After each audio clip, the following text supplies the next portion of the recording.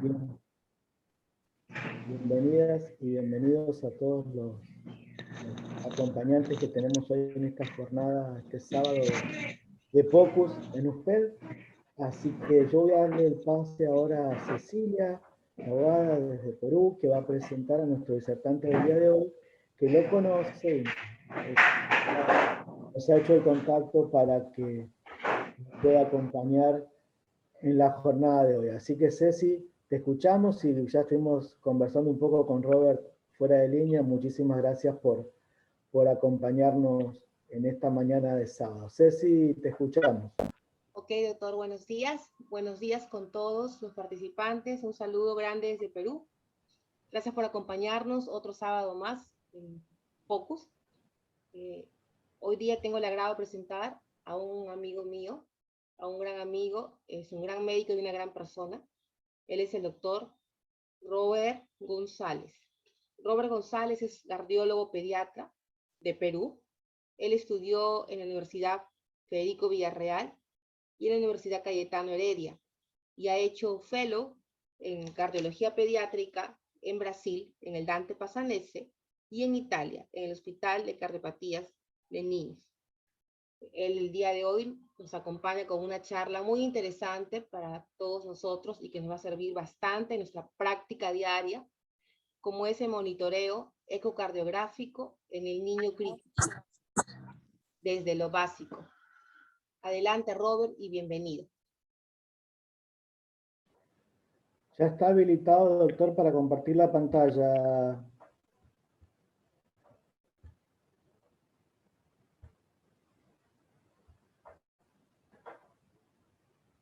No lo estamos escuchando, no lo estamos escuchando.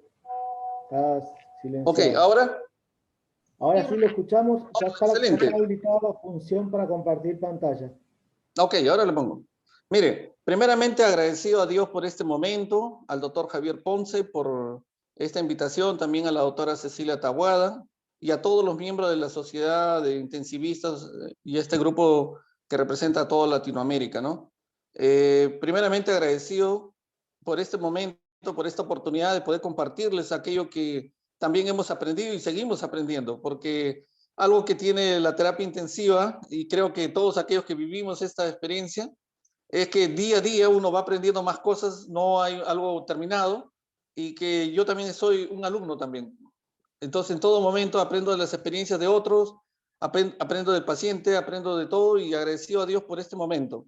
Miren, sin ánimo de prolongar esto, les voy a dar alguna referencia. ¿Por qué para mí es tan importante este tema que vamos a hablar hoy día?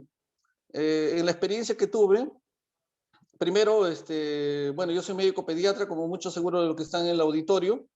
También tuve la oportunidad de ver pacientes cardíacos. Hice terapia intensiva, buenos años, en el Instituto Nacional del Corazón.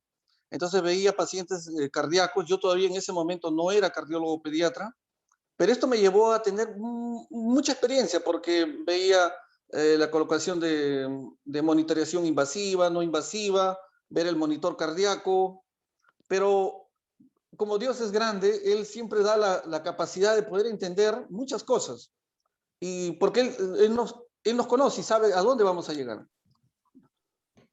Entonces, algo que yo fui muy partícipe fue lo que lo voy a comentar hoy día en esta charla, y posteriormente, mira, tuve la oportunidad de acceder a la cardiología pediátrica y pude entender muchas cosas por qué había transitado ese camino. Entonces, hoy día yo sé que acá hay muchos jóvenes, muchas personas que están muy interesadas en aprender, y yo les quiero compartir esa experiencia. ¿Ok? Muchas gracias a todos, y pues procederé a compartir la pantalla.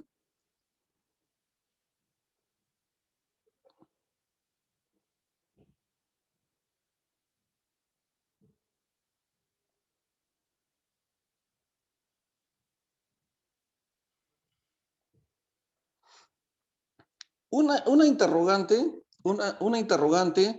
Miren, por ejemplo, acá vemos un dibujo, ¿no? De una maqueta que justamente al final vamos a hacer un esbozo. Bueno, a veces vemos el corazón, pero no lo vemos internamente. Entonces, nuestro paciente funciona pues como una interacción cardiopulmonar renal. El paciente puede tener N patología de diferente índole, pero ¿qué pasa? a veces, y yo he notado también, porque es parte de lo que yo he aprendido, de que nos hemos estudiado por separado, ¿no? Los órganos, y de alguna manera nosotros tenemos que integrar una idea en común. Y algo que había encontrado siempre es que la interacción cardiopulmonar es lo que me tiene que llevar a entender por qué debo hacer una ecografía, qué espero obtener de una ecocardiografía, qué hallazgos sustantivos van a venir, pero después de un razonamiento clínico. Hoy día, mire, yo sé que las máquinas ecográficas y todos aquellos que hemos usado un ecógrafo no son las mismas de hace 10 o 15 años y probablemente van a seguir incrementando su sensibilidad y su especificidad en los hallazgos, porque cada día la tecnología nos va a dar mayor recurso.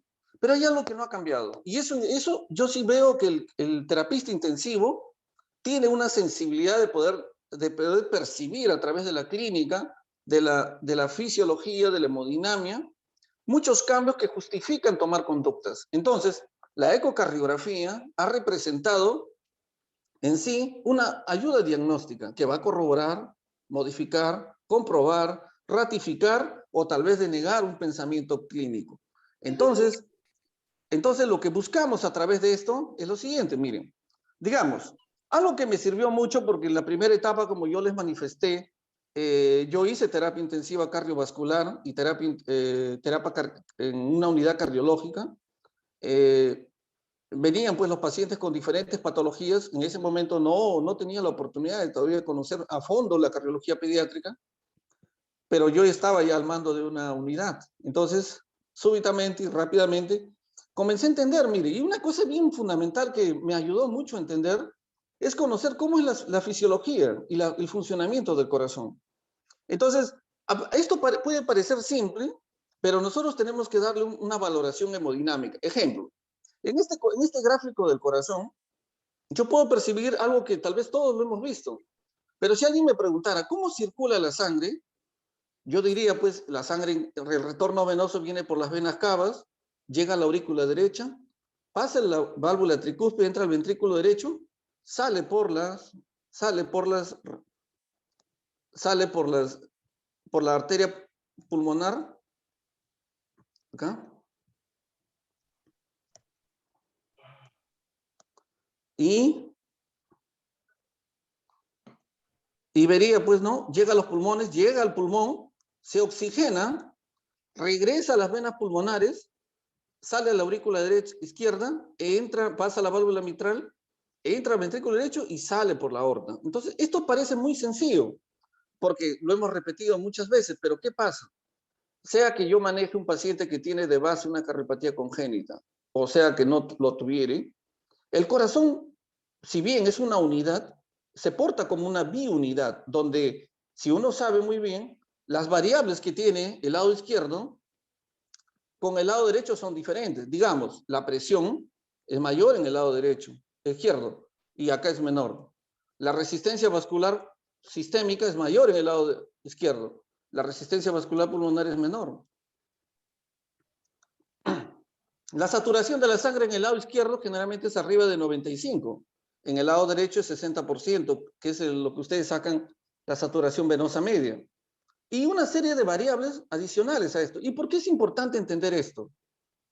Porque justamente cuando yo encuentro pacientes que tienen shunt intracardíaco o extracardíaco, yo tengo que tener esa presunción diagnóstica para que con la ecocardiografía yo vaya a ratificar eso que encuentro. Esto parece muy sencillo al inicio, pero tenemos que tener el verdadero entendimiento de lo que significa este valor, esta valoración. Entonces, cuando yo me enfoco ante un paciente crítico, este fundamento teórico lo tengo que llevar, ya que la ecocardiografía me va a servir para ratificar este pensamiento de un paciente crítico. Y valoraciones así. Entonces, ¿por qué es tan importante tener presente esto? Digamos, si yo tengo un paciente que tiene un shunt de izquierda a derecha, yo debo asumir de que la sangre va a ir de izquierda a derecha, pero puede haber que el paciente crítico en algún momento va a una interacción de derecha a izquierda, y eso ya va a cambiar mucho la hemodinamia de lo que yo estoy haciendo. Digamos, un paciente que tuviera hipertensión pulmonar severa ya no va a tener el shunt de izquierda a derecha, va a ser de derecha a izquierda. Entonces, si yo voy con esa presunción diagnóstica, mi valoración hemodinámica y mi resultado ecocardiográfico va a justificar la necesidad de realizar y de darle un tratamiento adecuado. Independientemente de todo lo que venga, lo que conlleve, ¿no? En este caso. Entonces, este era muy importante entender porque, recuerden, tuve la oportunidad de ver pacientes con transposición de grandes vasos en el preoperatorio, durante el operatorio y en el postoperatorio.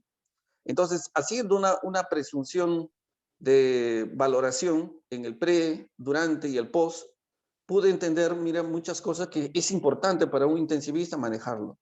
Un paciente con una cardiomiopatía dilatada, digamos, si yo tuviera, por ejemplo, una valoración de este corazón, yo diría lo siguiente, ¿no? Mire, yo quiero profundizar un poco más. Le voy a dar, mire, si bien la sangre por este lado, por las venas cavas, ingresa con 60%, yo debo asumir que la valoración de la vena cava es una presión menos de 5 milímetros de mercurio. La aurícula derecha puede venir de 6 a 8 milímetros de mercurio. El corazón derecho puede decir 25,0, 25,5. O sea, son presiones bajas. Entonces, si yo tengo estos valores de la hemodinamia del lado derecho y veo que una vena cava superior o una vena cava inferior está sumamente dilatada, significa que esa desembocadura a nivel de la aurícula derecha tiene una presión muy elevada. Entonces puede generar un flujo retrógrado.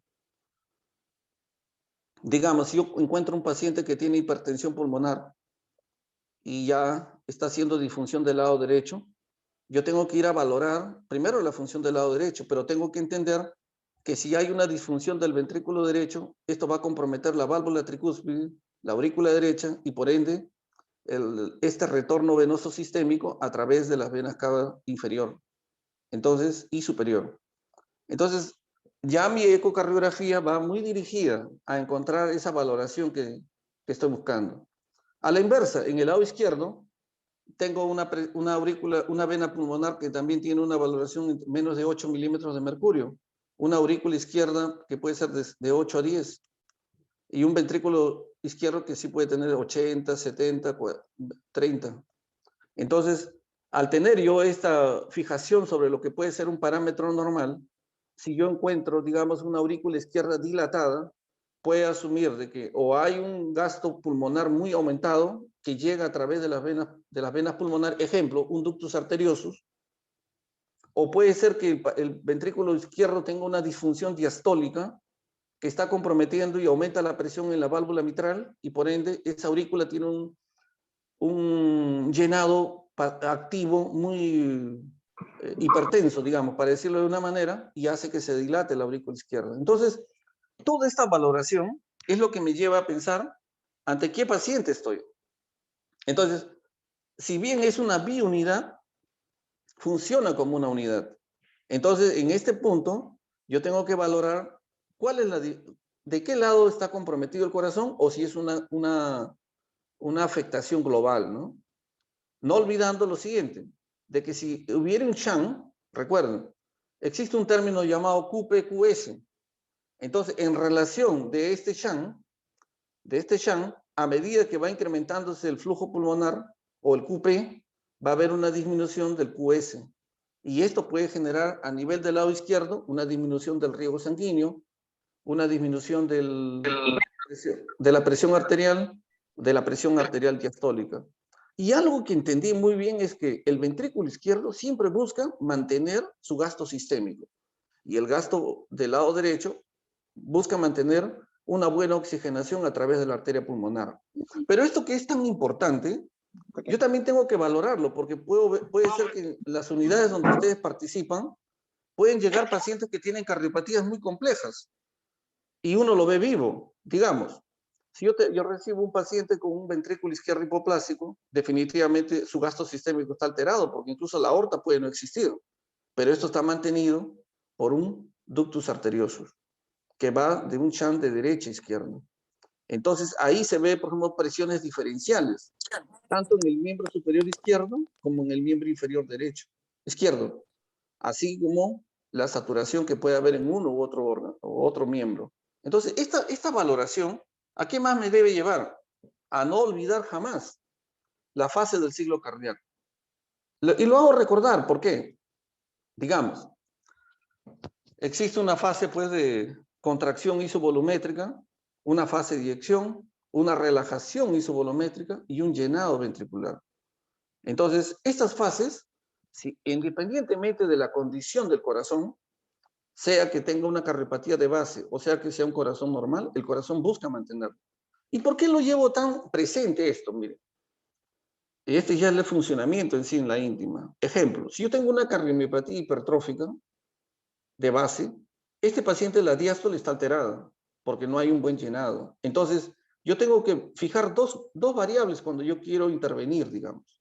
Una de ellas es mejorar ese llenado ventricular para generar un gasto cardíaco adecuado. Recuerden, no solamente depende de que contraiga bien, sino que llene bien el corazón. Pero ya mi base es una cardiomiopatía hipertrófica. Entonces, en este punto, yo tengo que valorar con la ecocardiografía qué grado de disfunción diastólica tiene mi paciente. Ejemplo, si yo tengo un paciente de estas características, digamos, miren, yo le voy a hacer un dibujo acá. No es lo mismo una aurícula izquierda en relación a un corazón normal. Es muy diferente cuando tiene esta interpretación. Puede ser un niño, por ejemplo, renal, que ya tiene una hipertrofia ventricular. Entonces, definitivamente este paciente ya está en una disfunción diastólica, mientras más crónico sea la enfermedad.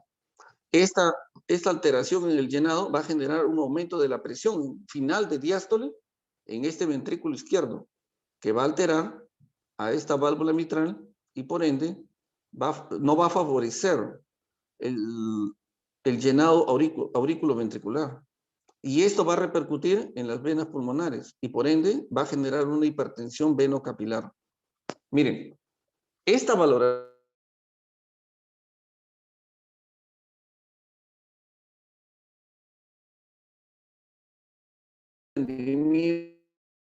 por ejemplo, lo teníamos cuando operábamos pacientes con cardiomiopatía hipertrófica, digamos, alterosis aórtica, pacientes que tenían resistencia vascular sistémica aumentada. Entonces, en todos ellos entraba este razonamiento. Por otro lado, me voy a poner en el otro lado, no en la hipertrofia, sino en una cardiopatía dilatada, en el cual el corazón es grande, y a medida que va pasando y que las leyes de compensación del corazón han sido alteradas, por ejemplo, digamos la ley de Frank-Starling, que ustedes conocen bastante, entonces este corazón tiene un volumen residual aumentado. Entonces en el siguiente llenado ya tiene una resistencia, entonces hay un aumento de la presión final de diástole. Entonces, ¿qué puedo observar? Una insuficiencia de la válvula mitral. Puedo observar una dilatación de esta cavidad con insuficiencia de la válvula mitral. Por ende, una elevación de la presión en la aurícula izquierda y una elevación en la presión venosa en las venas pulmonares. Y esto, en forma retrógrada, va a alterar también no solamente el llenado auricular que viene del pulmón con una sangre oxigenada, sino también va a aumentar la presión venocapilar. Entonces, todas estas consideraciones pasando de uno a otro lado, mire, y son patologías totalmente disímiles. Uno es dilatado y el otro es hipertrófico, pero ambos tienen un componente hemodinámico. Entonces, cuando nosotros vamos a evaluar y interactuamos con el intensivista, algo que siempre le manifestamos es cuál es la historia clínica, cuál es el componente de este paciente. Sea que haya tenido una miocarditis y que ha generado una miocardiopatía dilatada, o sea que venga un paciente renal, que venga con una hipertrofia ventricular. Voy desde la disfunción diastólica pasando a la sistólica en el caso de mi cardiopatía dilatada o como una disfunción diastólica netamente en mi paciente con la hipertrofia ventricular. Entonces, esta valoración, ¿por qué era tan importante? ¿Y por qué lo manifiesto? Porque, como le reitero, desde el punto de vista de la experiencia que pude haber acumulado, comencé a ver pacientes en terapia intensiva, mas no hacía la ecocardiografía.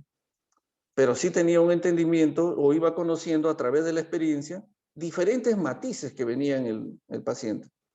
Entonces veía el monitoreo invasivo que había en ese momento, pero también quería correlacionarlo. Cuando ya fuimos avanzando en el camino, en la unidad donde yo tuve la oportunidad de trabajar, no había pues un ecocardiógrafo. Y cuando ya llegó el equipo, ahí vino un punto de quiebre para mi persona y para todos los que estábamos ahí presentes. Es que teníamos que dar el paso que hoy día ya es fundamental en todo intensivista, de considerar el uso de la ecocardiografía. Ahora, sí puedo agradecer, mire, la oportunidad porque en la unidad donde yo trabajaba, tuve la posibilidad de trabajar con cardiólogos que ya venían con una formación en ecocardiografía. Y creo que es algo que tiene lo bonito que tiene esta terapia intensiva, es que podemos hacer una mistura, ¿no? En donde cada uno de los elementos que puedan, de los médicos que puedan participar en el tratamiento de un paciente, y ustedes lo han visto mucho, puede intervenir un nefrólogo, puede intervenir un neumólogo pediatra, un cardiólogo pediatra, un intensivista pediatra, un neonatólogo, que no debo dejar de considerar porque la hemodinamia, algo que tiene el niño y lo valioso que tiene el niño es que dependiendo de la edad, hay diferentes matices. Digamos, en un neonato yo tengo que tener presente, adicional a todo lo que hemos hablado, es cómo es la característica prenatales, fetales, o la característica neonatal, donde existe una hipertensión neonatal propia del recién nacido. Entonces, si yo hago una correlación, ¿cuán valioso es la información que podemos tener en el ámbito de la clínica y de la hemodinamia de este paciente? Paso a esto, mire, una cosa que no debemos olvidar es cuál es el tipo de el sistema eléctrico, porque cuando yo tengo un paciente cardíaco, yo debo asumir que está enfermo. ¿Es el miocardio? ¿Son las válvulas? ¿Es el sistema eléctrico? ¿Está alterado todo?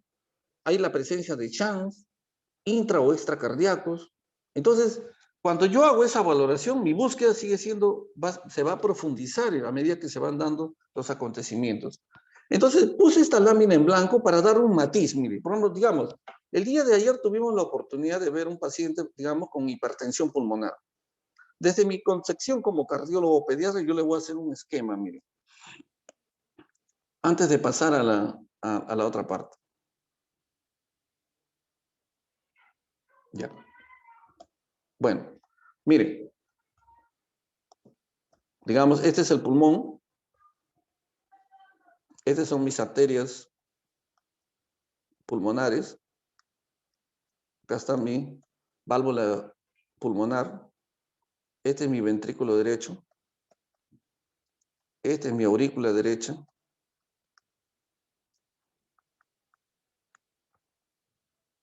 Y estas son mis venas cavas. El problema del paciente estaba acá.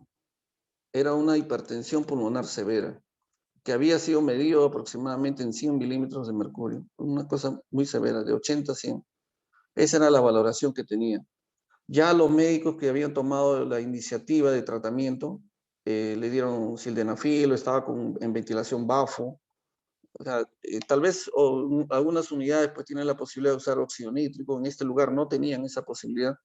Pero la interpretación que yo podía tener en ese momento era, desde lo más sencillo, era ver que este pulmón, que tenía un problema oxigenatorio, porque tenía de antecedentes un salán, esto repercute en el vaso pulmonar, en el tronco pulmonar, en la válvula pulmonar, en la dilatación de este ventrículo derecho.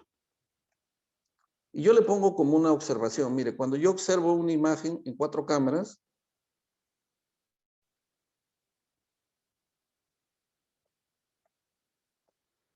si este es el lado izquierdo y este es el lado derecho, miren, la relación entre el ventrículo derecho y el ventrículo izquierdo es normal, es 0.6. En cambio, en este paciente yo veía que era 1. O sea que el ventrículo derecho era grande. ¿Por qué? Porque estaba sobrecargado de presión, como están viendo el dibujo. ¿Qué más tenía? Tenía una insuficiencia de la válvula. Mira, solo con observar eso yo ya me doy cuenta de que la presión que venía de los pulmones hacia el ventrículo derecho era bastante incrementado. Tanto así que había generado una dilatación del ventrículo derecho, una elongación de la válvula tricúspide y una insuficiencia de la válvula tricúspide. Entonces, esa observación me está manifestando ya en una forma ectoscópica de que este paciente algo tenía, algo importante tenía. ¿Qué más generó? Que estas venas cavas no se colapsen adecuadamente, más aún se dilaten, se mantengan fijas, tanto en inspiración como expiración, y esto estaba generando a la vez un trastorno en el hígado, ¿no? O sea que en sí tenía bastante componente. ¿Y por qué es importante acá? Porque si yo veo, este es el ventrículo derecho, en la parte posterior, en la ubicación anatómica está el ventrículo izquierdo. Y me estaba dando un poco de la imagen de lo que significa, y seguramente ustedes lo han observado, el ventrículo izquierdo en banano. Entonces, cuando yo veo este tipo de componente, y este es parte de lo que ustedes ven, seguramente en forma cotidiana, yo tengo que asumir lo siguiente. ¿Cómo hago para bajar esta presión? ¿Cómo hago para mantener mi gasto? Porque está colapsado por la presión que tiene. ¿Cómo hago para disminuir esta y mejorar la función del ventrículo derecho? Pero antes de eso también tengo que mesurar cómo me doy cuenta de qué tan afectado está. Entonces, digamos, y lo que viene a posterior, me gustaría saber, primero, cuánto es la presión que marca en forma indirecta a este nivel. Entonces, de eso se trata la conversación. Pero yo ya tengo claro de que si tengo un compromiso pulmonar, esto va a afectar a las arterias pulmonares, al ventrículo derecho, a la aurícula derecha, a las venas cavas, y por ende, también en forma directa e indirectamente va a afectar al ventrículo izquierdo. Porque, ¿qué es lo que yo veo en el monitor? Veo un paciente que es fluctuante la saturación, un paciente que tiene la presión media y la presión disminuida, veo un paciente que está disminuyendo el flujo urinario, veo un paciente que tiene, digamos, una hepatomegalia, un paciente en ventilación mecánica, y también me reportan de que su índice oxigenatorio está alterado. Eso es lo que yo veo, y que su necesidad de oxígeno, de ventilación mecánica selectiva es mayor cada momento. Pero si yo interiorizo esta imagen en mi pensamiento, digo, esto es lo que estoy observando, lo que les he graficado. Entonces ahí viene una disyuntiva. Uso vasodilatadores pulmonares, ¿cómo mido el taxe? Que es una medida que se hace aquí para ver cuál es el grado de la función sistólica del ventrículo derecho. El paciente tendrá insuficiencia de la válvula pulmonar. ¿Qué tan dilatado está el ventrículo derecho? ¿Cuál es su relación con el ventrículo izquierdo? Siendo esto normal, el 0.6. ¿Qué significa que no encuentre las venas cavas no colapsen? Entonces, en razón de eso, yo tengo una presunción diagnóstica, tengo una elaboración de un esquema de trabajo ecocardiográfico, tengo la posibilidad de usar los mecanismos y las habilidades que Dios me ha dado para poder darle la medicación adecuada en este contexto al paciente, y puedo monitorizar cómo es la evolución del paciente. Entonces, qué interesante es cuando ya uno comienza a entender toda esta fisiopatología de la enfermedad, la hemodinamia de la enfermedad, la valoración ecocardiográfica que sale, como se dice, a pedir. Entonces, en ese momento es cuando uno decide, le voy a realizar una ecocardiografía. Entonces, nosotros, aquí en este punto, es cuando el intensivista pediátrico debe conocer los fundamentos de la ecocardiografía.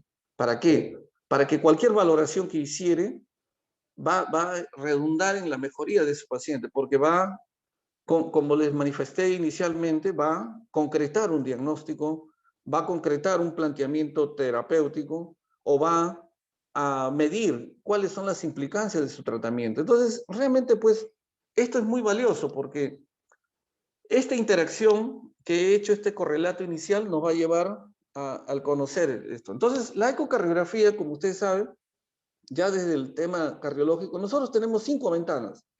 La ventana subcostal, apical, paraesternal, eje corto, eje largo y supraesternal. Ustedes lo saben bastante.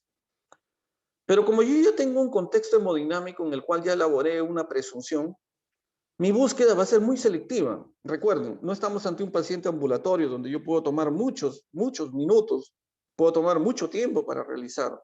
Y generar algo que tiene la terapia intensiva es que tiene que ser, como se dice, rápido, veloz. Y esto es algo que nosotros buscamos, porque ya tengo la presunción. Entonces mi búsqueda va a ser muy selectiva. Ejemplo, miren, acá tengo un corazón a primera vista. Y digo, bueno, pues el ventrículo derecho es más grande que el izquierdo, el izquierdo es más grande que el derecho.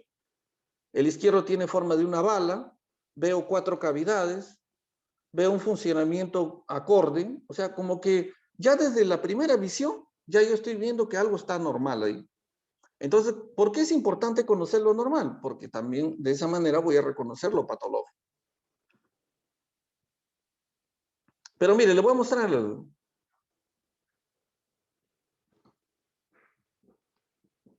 Entonces acá viene una etapa. ¿Qué busco en la etapa, en la fase subcostal? Primero, definir que el corazón está a la izquierda.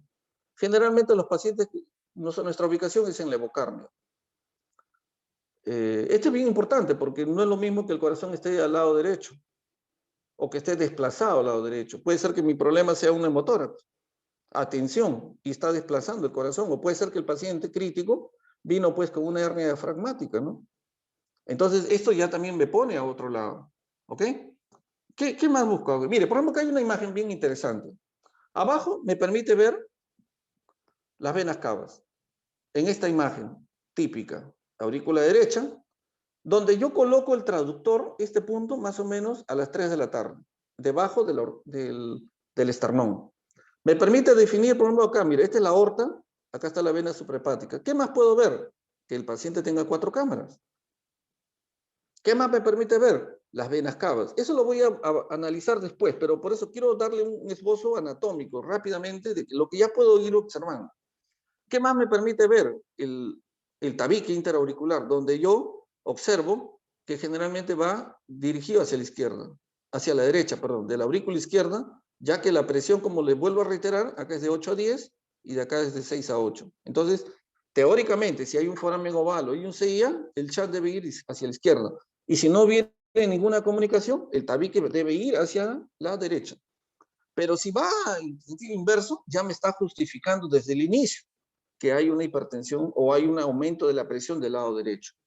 Siguiente. La ventana apical. La ventana apical es algo muy interesante, mire, para ver qué. Acá. Mire, por ejemplo, acá comparo dos figuras. Este paciente, el primero es una figura normal, donde se ve, por ejemplo, el lado izquierdo que está acá y el lado derecho, ¿no? El lado derecho siempre lo definimos por esta banda moderadora, ¿no? En cambio, el lado izquierdo siempre es limpio.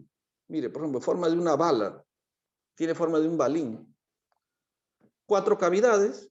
Veo también las venas pulmonares acá. ¿Ok? Entonces, mire, esta es una imagen normal. Pero paso a la siguiente imagen, mire. Lo primero que me llama la atención es que la válvula tricúspide no está en su lugar. Ahora, generalmente entre la válvula mitral, que es esta, y la válvula tricúspide es un poco más apical. Por lo menos entre 3 a 5 milímetros, no es más. Pero en cambio acá no. Acá yo veo una imagen, en esta imagen 2, veo una imagen desplazada. Entonces eso ya de por sí, ¿qué me dice ahí? Sin ánimo de hacer ningún cálculo. Primero, de que ese ventrículo derecho es más pequeño. Por ende, tiene una disfunción de llenado. Es una disfunción diastólica. Pero el volumen que llega por las venas cavas es el mismo. Entonces, lo más probable es que este paciente va a tener una insuficiencia tricúspide.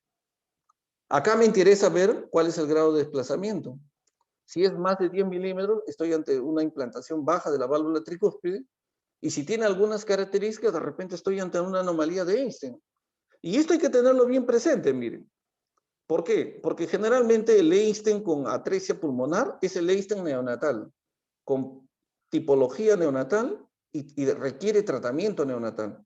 Pero si es un Einstein que, digamos, pasa como que no tiene atresia pulmonar, es una Einstein con no tanto desplazamiento de la válvula tricúspide y viene con una arteria pulmonar normal, más allá de que el velo anterior pueda tapar, digamos, la salida del ventrículo derecho, el paciente puede pasar hasta desapercibido y que por motivos X, por otra enfermedad, puede llegar a una terapia intensiva. Y esto es un hallazgo porque se ha encontrado anomalía de Einstein incluso en pacientes mayores que debutaron con una arritmia de tipo un síndrome de preexcitación o un Wall-Parkinson-White. Entonces, en esos casos, esta primera visión, la ecocardiografía ya me está diciendo, mira, de lo que es una visión normal de 4 cámaras, que es en la figura 1, a una visión anormal, que es en una figura 2. Entonces, ya desde ahí yo estoy haciendo un diagnóstico, estoy haciendo una presunción, y esto puede justificar el hecho de que un paciente que venga con una arritmia, que yo estoy encontrando, y que esto ya puede ir asociado, pues, como les manifesté, a un Wall-Parkinson-White. ¿Ok? Miren, ¿qué más puedo ver? Puedo ver las válvulas, puedo definir el tabique, siempre tirado hacia la derecha. Recuerden, el ventrículo izquierdo tiene mayor presión que el derecho. Esta imagen siempre se toma debajo de la mamila, ¿no? A partir del cuarto espacio intercostal, debajo de la mamila, de la aureola mamaria. También veo la aurícula. Esta es la imagen en 4 cámaras y esta es la imagen en 5 cámaras cuando yo veo la salida de la aorta. ¿Por qué es importante ver la aorta? Porque la aorta topográficamente está al costado de la válvula mitral. Entonces, si yo veo una imagen de 4 cámaras y veo una aorta ahí, eso le llamo 5 cámaras. Pero es bien importante tener presente esto. ¿Por qué?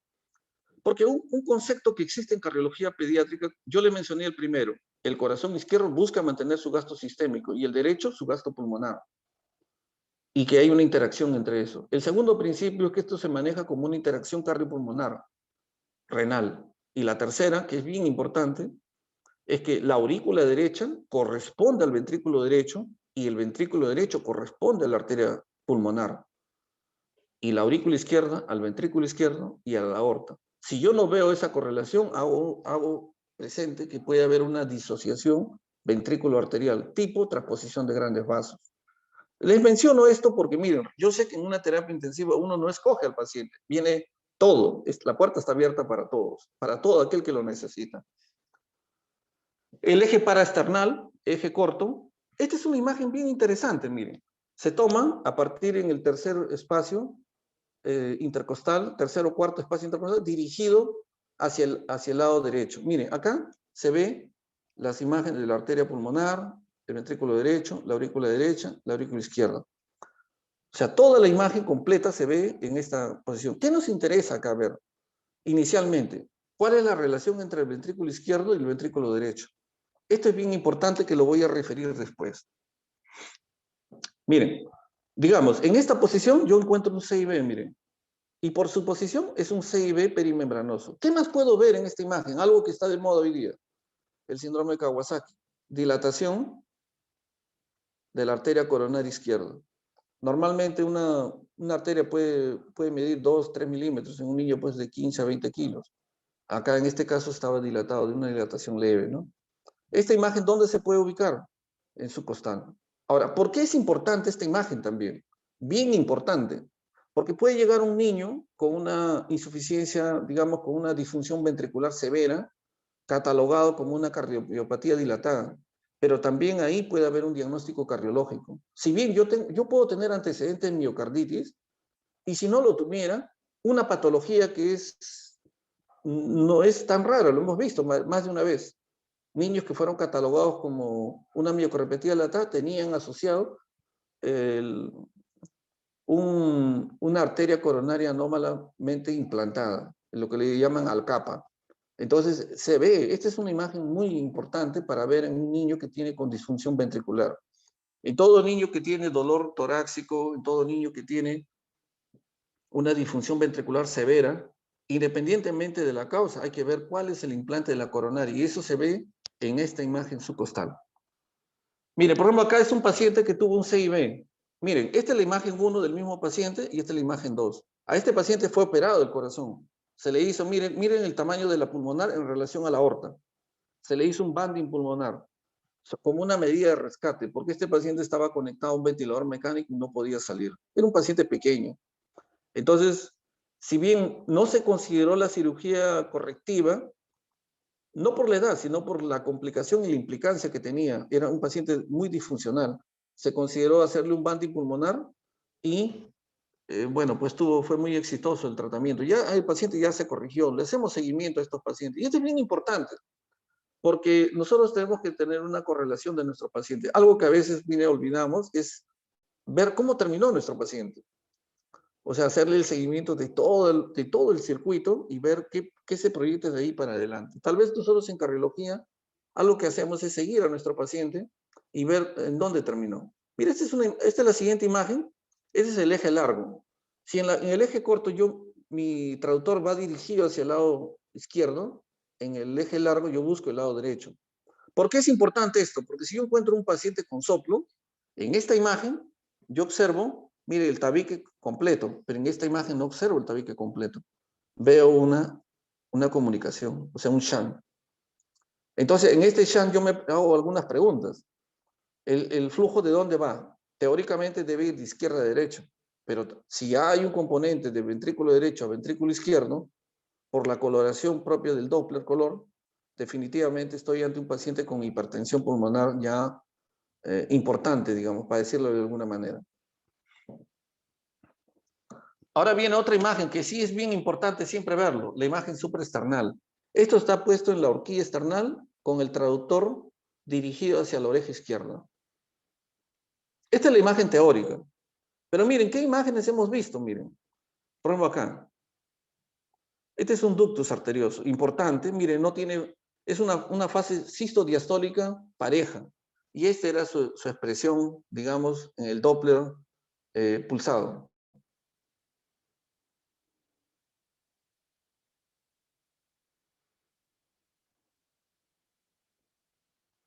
Ahora, mire, acá me detengo un rato, porque mire, yo sé que hoy día el avance tecnológico nos está poniendo en una condición en la cual casi todo puede ser medido. Miren, este 1 es la imagen ecográfica que se le realizó a este paciente. Miren, aquí se ve la arteria pulmonar derecha 1, la arteria pulmonar izquierda, y se ve un vaso que sale, que era un ductus. Pero ¿qué característica tenía? Cuando yo tengo un ductus, yo tengo que ver, ¿es de izquierda a derecha o es de derecha a izquierda? ¿Y por qué llego a esta presunción? En el caso de este paciente en particular, una cosa que nunca debemos olvidar de examinar a un paciente son los pulsos. Ver si hay pulso diferenciado entre los miembros superiores e inferiores. Ver si la saturación es entre los miembros superiores e inferiores es igual, que eso no exceda de 10%. ¿Por qué? Porque muchos pacientes pueden tener este caso, una coartación de aorta crítica o una interrupción de arco aórtico. En el caso presente, miren, se le realizó una tomografía en la imagen 2 y se ve, miren, esta imagen estrecha es el arco aórtico y esta grande es el ductus. Y si hace una angiotomografía reconstructiva, mira, se ve la imagen 3. Pero ¿qué fue más importante acá, más allá de las imágenes? Es hacer la valoración clínica hemodinámica. Eso fue más importante, porque eso nos llevó a entender de que estábamos ante este paciente. Entonces, ya teniendo todo este parámetro, estas imágenes, ahora voy ya a definir cuál es el funcionamiento de este corazón. Porque algo que me interesa acá es definir, ¿este paciente con lo que tiene está funcionando bien o no está funcionando bien? Con lo que tiene, ¿qué puedo hacer clínicamente antes de proceder a otro tratamiento, sea clínico o quirúrgico? ¿Cuál va a ser mi conducta? Entonces, una de las cosas que yo tengo que ver es definir el gasto cardíaco. Entonces, esto definitivamente comprende al ventrículo izquierdo. Entonces, yo puedo hacer un esbozo rápidamente de lo que estoy encontrando y ya puedo ser un poco más específico en ver, digamos, en la profundidad de lo que puede significar la valoración ecocardiográfica del paciente.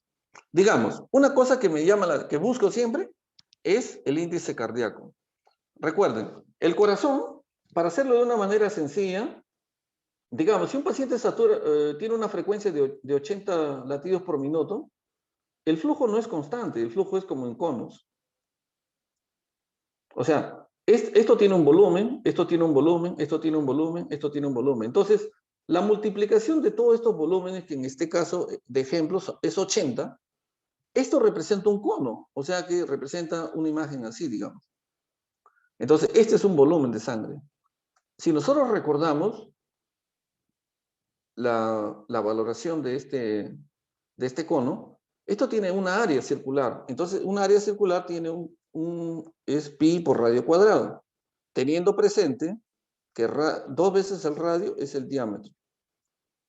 Entonces, si yo hago 2 veces radio es un diámetro. Si yo tengo una disquisición, diría, ¿no? Que esto yo lo puedo transformar así, ¿no? Pi por diámetro al cuadrado sobre 4. Entonces, para eso, yo necesito mirar el diámetro. ¿Dónde lo puedo ver? ¿Cuál es el mejor lugar para ver eso? Como yo les mencioné, es el eje largo, donde yo puedo tener expuesta la arteria aorta y puedo medir cuál es el diámetro de la arteria aorta. Entonces ya tengo un valor que lo voy a multiplicar al cuadrado en centímetros y tengo el pi que es 3.1416 entre 4, que sería igual a 0,785 por el diámetro al cuadrado. Este es un valor que yo lo obtengo ya puntual. Ahora necesito esta área.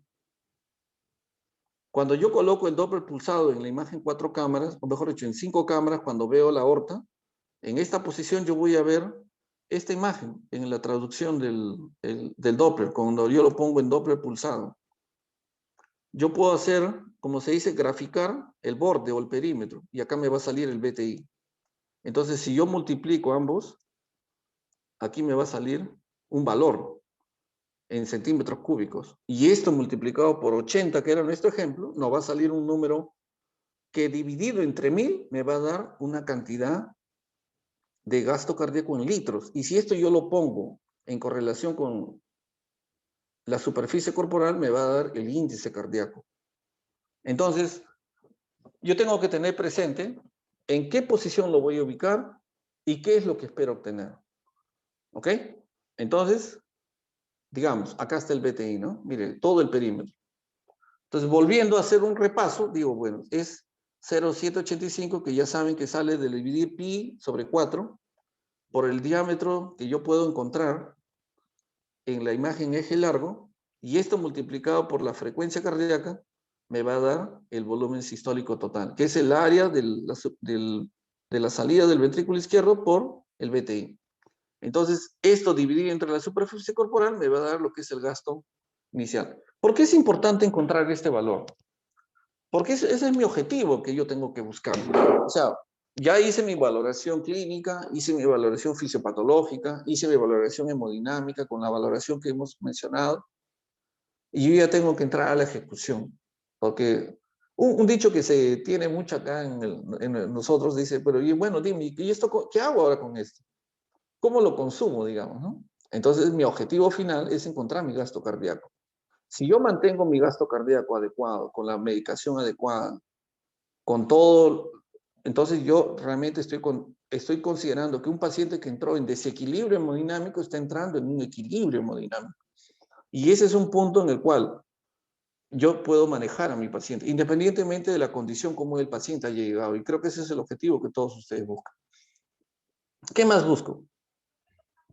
La fracción de acortamiento. Este es un corte bien interesante, miren. ¿Por qué? Porque me permite ver cómo se mueve este corazón. Recuerden, no estamos ante un elemento estático, es un elemento dinámico. Entonces, acá tengo la válvula anterior y la válvula posterior de la aurícula, de la válvula mitral. Hago un corte en modo M, acá sí en modo M, y lo que yo veo es lo siguiente. Veo dos líneas, una ancha, que es la diástole, y una sístole, que es la más angosta. En este punto, la misma máquina, yo calculando los valores, digamos, yo puedo tener estos valores que yo le estoy poniendo en la parte inferior, ¿no? Normal de 20 a 45. ¿Pero qué significa eso? De que ese corazón se está contrayendo y se está generando un acortamiento de los tejidos en la manera adecuada. Digamos, en esa misma posición, yo también hago la valoración siguiente. Porque esto lo hace la máquina. Lo importante es saber dónde voy a cortar el corte. Digamos, acá yo veo un punto A, que es diástole, y un punto B, que es sístole. ¿Qué cosa mido? Mido tres cosas. Mire, 1, 2, 3. Mido el septum interventricular, que es este, y la pared posterior y la cavidad. Entonces, yo hago una medición del septum interventricular en diástole, hago una medición del sector interventricular en sístole, hago una medición de la cavidad en diástole, una medición de la cavidad en sístole, una medición de la pared posterior en diástole y en sístole. Entonces, esa diferencial me da la fracción de eyección y también me da la fracción de acortamiento. ¿Por qué es importante? Miren, muchas veces cuando yo voy a una unidad de terapia intensiva, los colegas me pedían, ¿no? Me dicen, ¿y cuánto es el FEBI? Me dice, la fracción de eyección.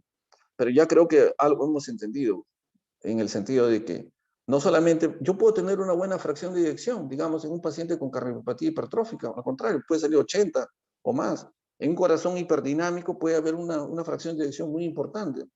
Pero yo tengo que ver el llenado ventricular, o sea, la diástole. Porque yo puedo tener una buena sístole, pero una mala diástole. Y definitivamente ante ese paciente yo no voy a tener un buen gasto, porque no hay un llenado ventricular adecuado. Entonces el intensivista, cualquier droga que coloque, y principalmente los inotrópicos, que aumentan la frecuencia cardíaca como un efecto propio del medicamento, tengo que sopesar como un equilibrista entre tener una buena diástole y una buena sístole, para que no aminore el tiempo de llenado ventricular. Entonces, en muchos pacientes, por ejemplo acá, en muchos pacientes se puede usar, por ejemplo, drogas tipo beta bloqueadores, se puede usar también el carvedilol. O sea, eso ya va a depender de la valoración propia de cada paciente. Si bien acá estamos en la fase diastólica, perdón, sistólica, posteriormente vamos a ver la fase diastólica. Entonces, digamos acá, el corazón tiene una fase de llenado ventricular, como les mencioné al inicio. Acá tiene un llenado ventricular, llenado de la primera fase, que es pasivo, ventricular, y otra es la fase activa, que es la auricular. Cuando el corazón tiene una resistencia para el llenado, puede ser que esté en disfunción, puede ser que la presión final de diástole esté aumentada, porque de repente tiene una estenosis aórtica, o porque de repente es una cardiopatía dilatada y tiene un volumen residual muy aumentado, o porque sea una cardiopatía que tiene shunt, que va de izquierda a derecha y sobrecarga ese ventrículo. O puede ser un ventrículo único, que tiene una fisiología totalmente diferente, porque es la suma de dos ventrículos, pero no necesariamente es una suma literal, sino es una suma hemodinámica, que hay que saberla entender, que no es producto de este conversatorio, pero sí hay que tenerlo presente, por eso que es importante. Si yo viere, esta es la función normal. Normalmente en un niño, esta relación, y esto solamente se consigue con el Doppler pulsado a nivel de la válvula mitral o tricúspide. Entonces, para yo catalogar adecuado, digamos, es una función como la que estamos viendo en la figura. Pero yo puedo encontrar imágenes como esta, miren. Acá hay una sobrecarga. O peor aún, yo lo veo así, la E y la A bien aumentada. Entonces, esto me da una valoración ante quién estoy. Ahora, hoy día las máquinas modernas tienen el Doppler tisular, que eso también es parte de lo que se está incrementando. Entonces, en la parte tecnológica, que nos permite ver con mayor precisión ante quién estamos. O sea, ahora, ¿qué más puedo ver? Ahora voy a ver el lado derecho. Si ya he visto el lado izquierdo, el corazón funciona en una interacción como esta biunidad. Bueno, ¿qué cosas vemos acá? La dilatación del ventrículo derecho en relación al ventrículo izquierdo, el movimiento septal paradójico, el taxe, la dilatación de la vena cava inferior, las dimensiones, el flujo de la arteria pulmonar, la presión sistólica de la arteria pulmonar por insuficiencia tricuspide. Entonces pasemos a ver. Esta es una imagen en eje corto. Mire, por ejemplo, acá veo tres imágenes, miren. Si yo comparo uno es normal, porque la presión del ventrículo izquierdo es mayor que el ventrículo derecho. 2 ya no es normal. 2 ya me está diciendo que está rectificado el sector interventricular. Y 3 es que la presión del ventrículo derecho es mucho mayor que el ventrículo izquierdo. Entonces, en ese punto, yo tengo esta es la llamada imagen en banana. Esto me indica, por ejemplo, digamos, cuando nosotros teníamos esta imagen en pacientes posoperados, digamos de tetralogía de Fallot, que hace disfunción severa, nosotros teníamos la opción de abrirle el tórax. En cambio, en un paciente que no tiene esta condición, yo tengo que buscar todas las condiciones que me disminuyan y que me mejoren el funcionamiento de este ventrículo derecho. Porque si no, este paciente, no, por mucha droga inotrópica que yo use, definitivamente no lo voy a poder manejar. Entonces, este es un reto para el intensivista. ¿Qué manejo del lado derecho y qué aporto del lado izquierdo? Pero esta es la imagen que se observa. Y esto es tomado pues de pacientes que no necesariamente han sido de base cardíaco. Otro, como el ventrículo derecho soporta la carga que viene del pulmón a través de la arteria pulmonar, hay un punto en el cual, digamos, el ventrículo derecho ya no lo tolera. Y en ese momento comienza a hacer insuficiencia tricuspide. Entonces viene un jet que puede llegar hasta la pared. Si yo solamente me baso en la figura, en el dibujo, yo diría que este jet llega hasta la cabeza del ventrículo, hasta la cabeza del corazón. Entonces, esto podría ser catalogado como una insuficiencia tricuspide moderada hasta severa, por el dibujo nomás. Pero si yo lo pongo en Doppler pulsado, yo puedo hacer esta imagen. Miren. Perdón. Puedo colocándolo acá, yo puedo medir, va a salir una onda y yo puedo medir este valor. Digamos, que le encuentre pues 3 metros por segundo. De repente encuentro un valor de 60, ¿no? Milímetros de mercurio. Esto sumado más los 10 de la aurícula, 10 si es que colapsa y 15 si no colapsa. Entonces estoy ante una presión de 70 o 75 milímetros de mercurio. Teniendo presente que hasta 25 es normal, de 25 a 50 es una hipertensión leve, de 50 a 70 o 75 es moderada y arriba es severa. Entonces, pero el ventrículo derecho está preparado solo para manejar 25. Entonces, eso de todas maneras va a tener una repercusión hemodinámica. Entonces, esto es algo que ya estamos viendo ya en la base del conocimiento, ¿no? De este tipo de pacientes. Otra imagen es el TACSE. Normalmente este es un corte en modo M que se hace en el borde externo del anillo tricuspidio. Este es un corte muy interesante porque me permite valorar la función sistólica del ventrículo derecho. Veo los bordes hasta la base. Normal, acá tengo una tabla que puede ser mesurada de acuerdo a la edad, al peso, a la superficie corporal del paciente. Si fuera un paciente muy grande, bueno, nuestro valor mínimo es 17, arriba de ello es normal, debajo de ello hay una disfunción ventricular, ¿no? Esto me permite valorar mucho también el seguimiento de una disfunción del ventrículo derecho, de acuerdo a las características del paciente, de la recuperación ventricular y también a la medicación que yo le puedo instaurar. Entonces, esto es bien importante, tomarlo en cuenta. Otra cosa bien interesante, a primera vista, en imagen 4 cámaras, debajo de la mamila mamaria, yo veo el ventrículo izquierdo en forma de una bala, miren, y el ventrículo derecho mucho más pequeño. Pero me paso a la siguiente, donde el ventrículo derecho es mayor que el ventrículo izquierdo. En este caso, estoy hablando que hay una disfunción ventricular derecha, hay una sobrecarga de presión del ventrículo derecho, hay una sobrecarga de volumen. Entonces hay una alteración del funcionamiento de este ventrículo derecho. Entonces, si yo estoy ante una relación ventrículo derecho, ventrículo izquierdo, de 0,6 a 0,9, es una dilatación moderada. Y si es mayor de 0,9, estoy ante una disfunción severa. Entonces, esto ya me da un parámetro para hacer un seguimiento del paciente.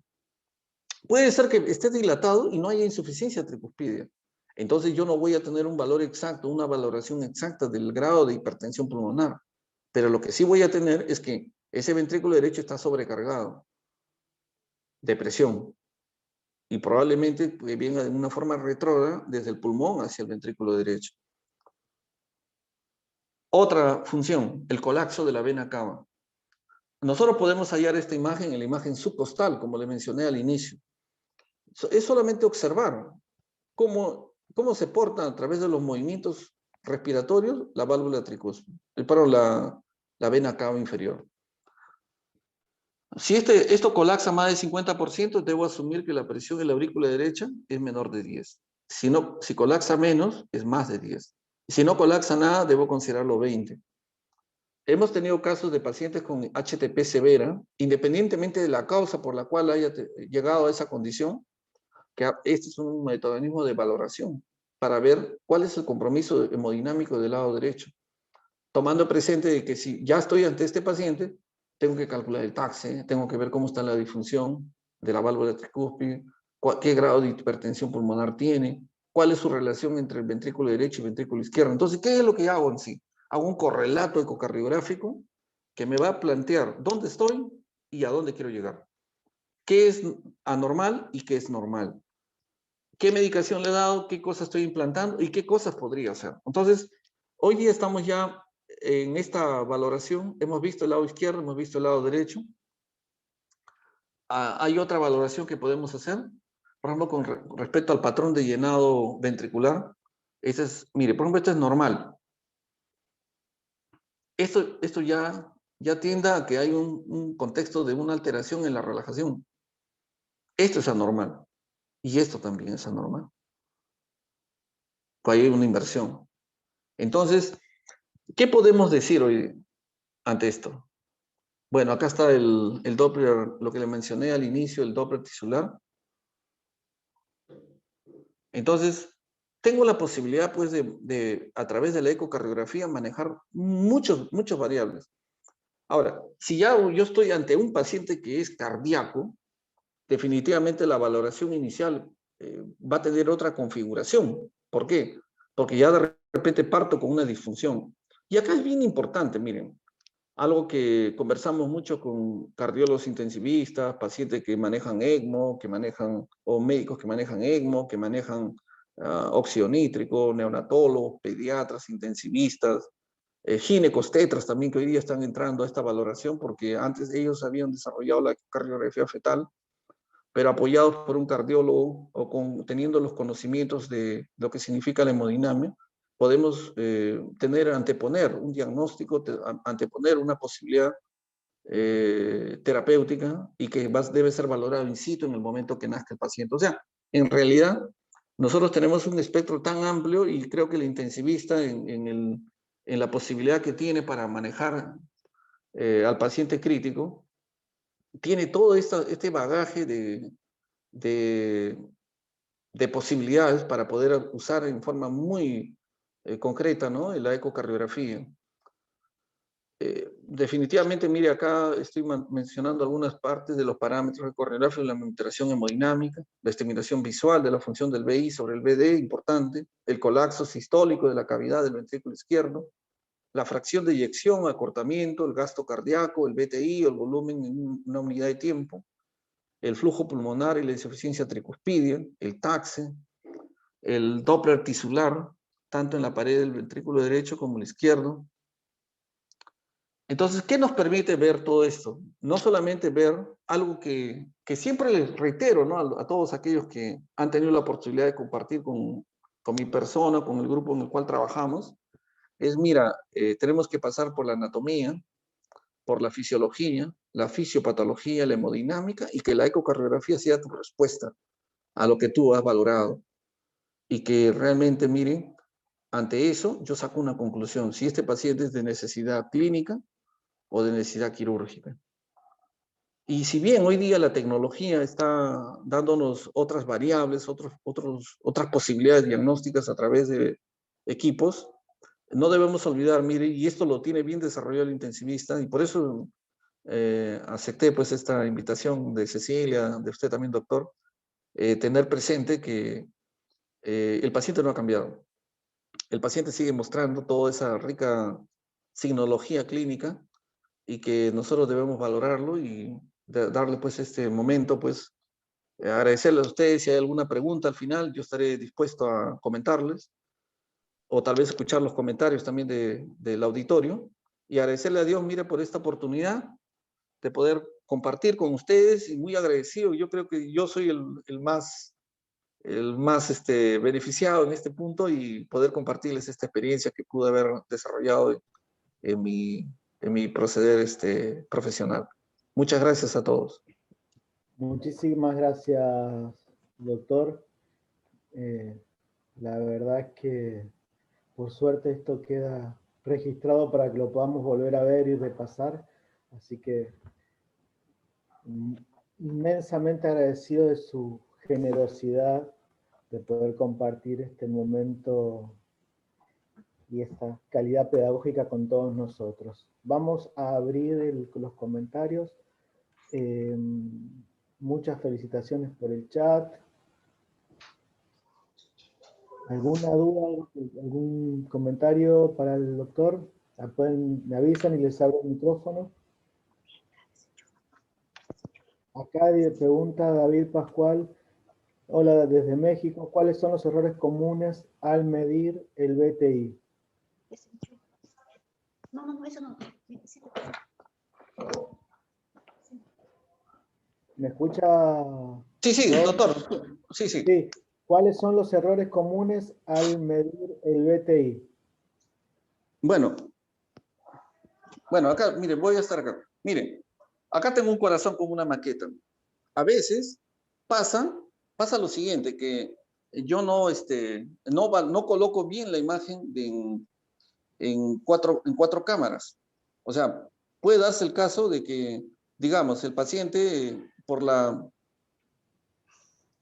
Sí me están escuchando, ¿no?